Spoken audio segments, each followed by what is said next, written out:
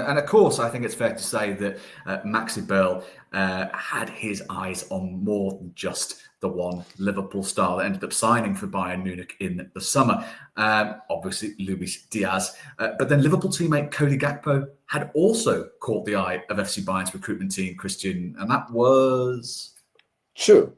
And I'm very happy that at this time, when we make so much names on the transfer list, I always say, I can't believe that Bayern Munich is talking with so many players. But in this case, also Gakpo himself said, yes, was true. We were talking, but at the end, we didn't get so concrete because Bayern Munich go for Luis Diaz, but there were talks with the agents also of Gakpo. So you see, he is also one player Bayern think is interesting for the club, and he will remain on the shortlist of Bayern Munich. Now, obviously, this story starts in May this year off the back of what has been a tremendous first campaign for Gakpo under fellow Dutchman and new Liverpool boss, Arne Slot. I think it was a time too when Bayern were perceived to be striking whilst the iron was hot. Liverpool were obviously looking to offload a few stars in the summer to reshape the squad in an image that Arne Slot found favourable. But how high up was Gakpo's name on Eberl's long shortlist? Because we had so many names, haven't we? I know we discussed Brighton's Kaoru Mitoma. Nico Williams obviously has played a prominent role in this window. So how high are we talking about with Cody Gakpo?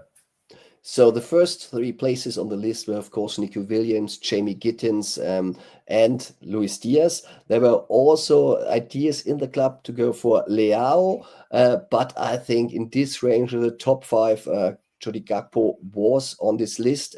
When you see the list of Max Eber, there are a few persons also in the clubs who have their own list, and they are really big deciders in the club, you can believe. So, but on the list of Max Eber, I would say Gakpo was in the top five.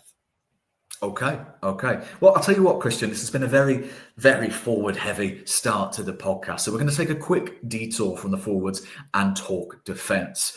And one of the biggest transfer stories of the summer window just gone was, of course, Dean Huijsen's move from Bournemouth to Spanish giants Real Madrid. And prior to that, everyone wanted the teenager. Newcastle, Liverpool, Chelsea, Arsenal, Barcelona. And FC Bayern was also interested in Huijsen. Christian, was that true or not true? This was also true. Dean Huijsen was number one on the list for the defense. Bayern Munich had him for a long time on the list, but they wanted to go for him this summer. But the problem was they couldn't sell Min Jae Kim. They would have need this money to go for Dean Huijsen, who had this release clause. And at the end, Real Madrid paid this 63 million euros. But he was in the focus not only of Bayern Munich already last summer. Borussia Dortmund wanted the player when they had to decide between Anton, the German national player, and him. But yes, it was too late. If clubs like Real Madrid knock on the door, it's getting hard for Bayern Munich. But also his agent, Ali Barat, said, yes, it was true. Bayern Munich asked for him. There were also Liverpool, Tottenham, Newcastle. But at the end, Dean Huijsen decided for Real Madrid. Excellent stuff. And obviously, lengthy contract on the table, release clause in place. I mean, it's fair to say that I think Bayern did have some genuine concerns about their defensive depth heading into this year's campaign, because there was even talk at one point during the summer window of a contract offer for Eric Dyer, which didn't come to fruition. Yes, they needed another defender, but the need was more in the offense. Bayern Munich didn't want to spend so much money, but you see they have a short list with defenders. I think Dean Huijsen is now for a long time off the market, but there's a player in the Premier League they have still an eye on. Absolutely, and it's a player close to my heart. I have to say, as a as a Liverpool content creator and fan, because obviously Bayern went on to complete an elite defensive signing in Bayer Leverkusen's Jonathan Tah on a free, but they kept a close eye still on the market for any opportunities, and one such opportunity was, of course, Crystal Palace's Mark Guéhi. Was it true or not true that FC Bayern were interested, Christian? Yeah, that is true. He was the number one when Dean Huijsen was off the market. Same procedure. They should have to sell Min Jae Kim. There were talks with Saudi Arabian clubs, but at the end he stayed at Bayern Munich. But otherwise, Mark would be another player for Bayern Munich. They made a really good deal with a player from Crystal Palace, with Michael Olise, so they see that the quality is there. And the important thing is he's still on the list of Bayern Munich for the next summer. But as you know, Liverpool and Palace were really close on this deal. There were already an agreement with the player, but at the end, Oliver Glasner said, no, I need this player. Now we have another year him to see. But as I heard, for the player himself, he has an eye on Real Madrid, and Real Madrid has an eye on him. So it could be good news for Bayern Munich when they get him. Perhaps they don't lose Dayot Upamecano, but as I already said, if Alaba and Rudiger are leaving the club, they need 2 defenders. So perhaps bad luck in a double case for Bayern Munich. Of course, because Konaté's contract is expiring. But on another point as well, it's worth noting that, of course, Max Eberl is never a man to focus just on target A. He has target B, C, D, E, all the way to Z. And that includes, of course, as we've spoken previously, about Red Bull Leipzig's Castello Luqueba. This is true. He's an interesting player for Bayern Munich as well. You see, the years before Max Eberl, Bayern Munich always had a main target, and they said he's the player, we go for him.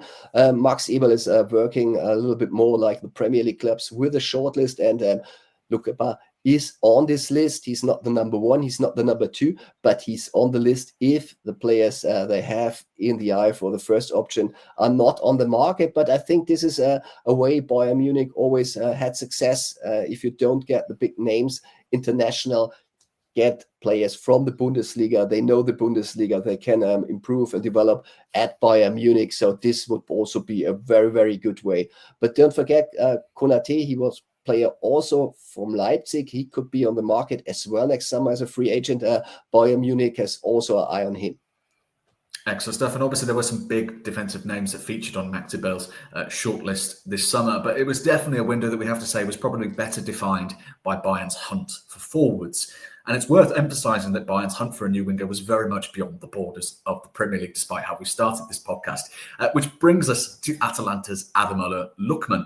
Was it true or not true that FC Bayern were interested, Christian? It was true. We have to say that at this time, Bayern Munich was already talking with Nicholas Jackson and his management with Ali Barat from Epic Sports, but they had to touch a few other players because they didn't know if it will work. So Ademola Lookman was on this list, and there was, yes, a contact. But at the end, when Bayern Munich saw that there's a chance to get Nicholas Jackson, this topic was over. So at the end, they had to talk again with him because, Nicholas Jackson on the last days was really complicated. But he was on the list, but not the top target. Excellent stuff. And obviously it's clear that Bayern were looking to explore options to bolster the forward line right up to the deadline day, which will certainly feed into the following sort of topics. And one name that perhaps maybe isn't quite as sort of a popular choice, certainly didn't feature as frequently throughout the transfer window, was that of Midtjylland's Frankelino Ju. Were Bayern interested in this one, Christian? This is true. He would be a cheaper option. He's playing for Midland. I heard it was an idea of Christoph Freund. Max Eberl is the boss of Christoph Freund. Max Eberl, head of sport. Christoph Freund, sporting director. He was working for Salzburg, and he has an idea about getting this player to develop. At the end, it was a price about 20-25 million they talked about. But at this point, Bayern Munich, the bosses of the board said we are just allowed to loan, and the club didn't want a loan. The club wanted to sell him, and at this time the transfer talks were over because Christoph Freund and Max Eberl weren't allowed to buy, so no chance to get him.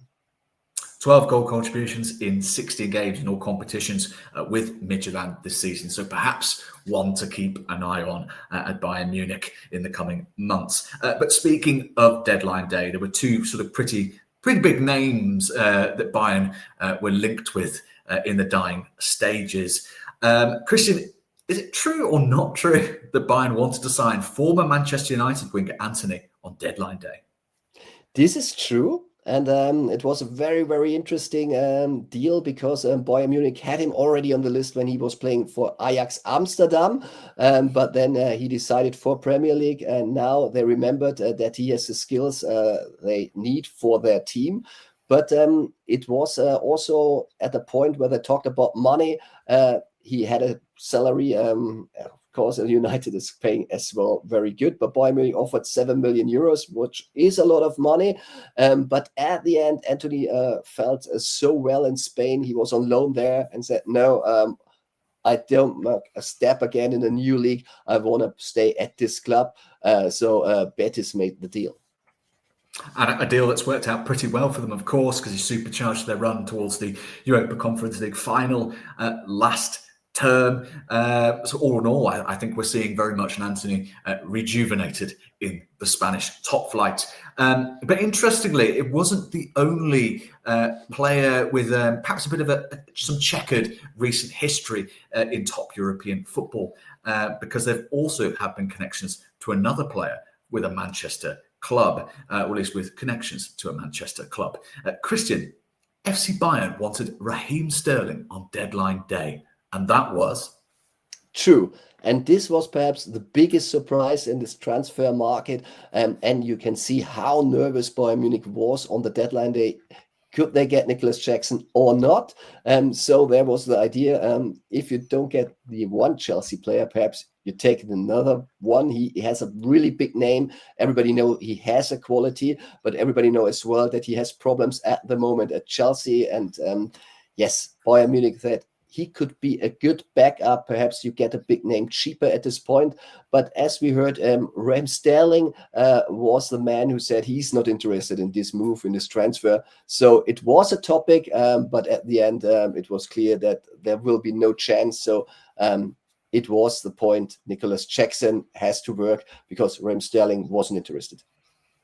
And there's still plenty of season left to see how Nicholas Jackson gets on at FC Bayern this season. We know for sure, certainly it's been an excellent start to the season. There's plenty to look forward to, and Bayern are serious contenders for this year's Champions League. So there you have it. Lots of transfer activity, lots of speculation, as always, around FC Bayern in this summer's transfer window, with the Bavarians, of course, signing Luis Diaz on a permanent deal, Jonathan Tah, Tom Bischoff on free transfers, and Nicholas Jackson on loan from Chelsea in the Premier League. Now, Christian, in England, we tend to grade schoolwork alphabetically, but in Germany, it's numerical, if I understand correctly. So when we talk about school marks, we don't have a year system. We have from 1 till 6. 1 is the best, 6 is the worst one. So yes, Bayern Munich was thinking about, they made a really good transfer market. When you talk to Max Eberl or Uli Hoeneß, who is in the supervisory board, in our view, you have to say the main target was Florian Wirtz. They didn't get him. The second target was Nick Woltemade. He was going to Newcastle. You didn't get Nico Williams. You didn't get Jamie Gittins. So Luis Diaz was a really good deal, but he's not the number one solution. So we judged and said it's a -4. So what is this in the English system? It's a D-.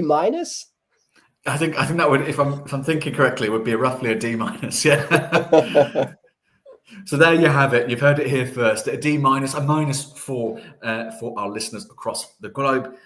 If you're watching this on YouTube, of course, be sure to drop us a like, subscribe, and turn on your notification bell so you're the first to know when the latest Bayern Insider with Christian Falk is live.